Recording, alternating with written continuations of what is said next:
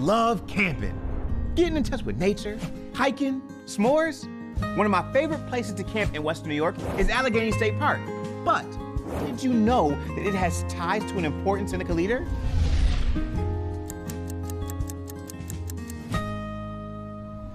Gyantwachia, often called Cornplanter.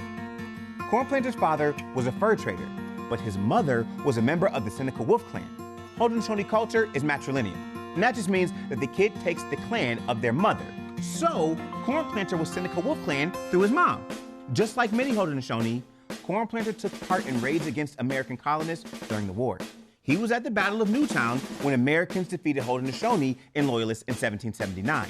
When the war ended, the peace treaty did not have anything for indigenous peoples.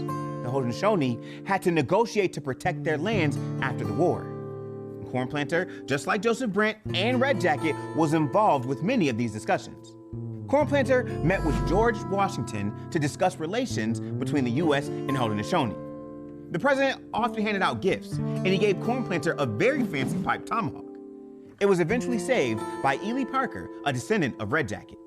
Today, you can see Cornplanter's tomahawk in the Seneca Iroquois National Museum.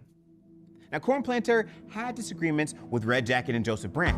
See, he led his followers to land that stretched across the Pennsylvania border called Cornplanter Grant.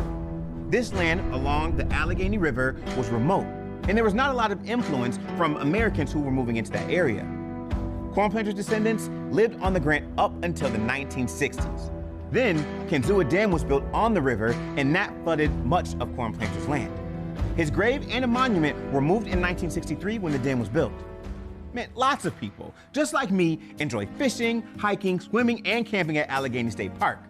But few know the history of Cornplanter and the stories that were buried underwater in the 1960s.